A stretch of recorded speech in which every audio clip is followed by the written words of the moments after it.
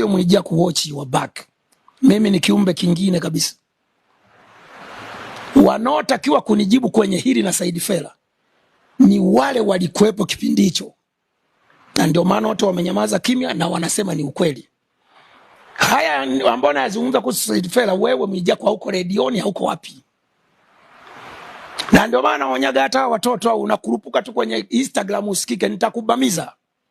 Usije ukacheza wakati watu tuko kwenye vita. Hii ni vita. Narudia tena, hii ni vita.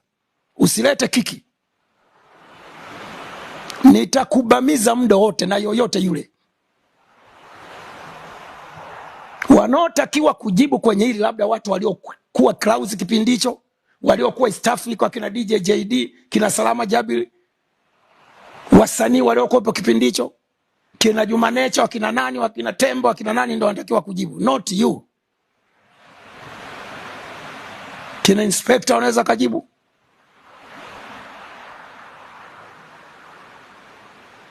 Mbona wamenyamaza kimya? Wanajua naongea ukweli. Ushaelewa vizuri yangu?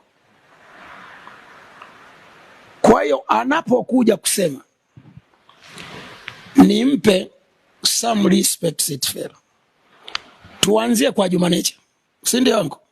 Huko tayari nianze kwa sababu nilipopiga jana, mbona unajua ni Urusi siishiwi silaha. Kwa hiyo ninavyokupiga usizani nimemaliza silaha. Nilipiga zile silaha, hayo makombora hayo. Nina makombora mengi sasa hivi, leo nina makombora 4. Wa Tanzania nina makombora 4 kuhusu hiyo Said Fella. Naanza na la kwanza.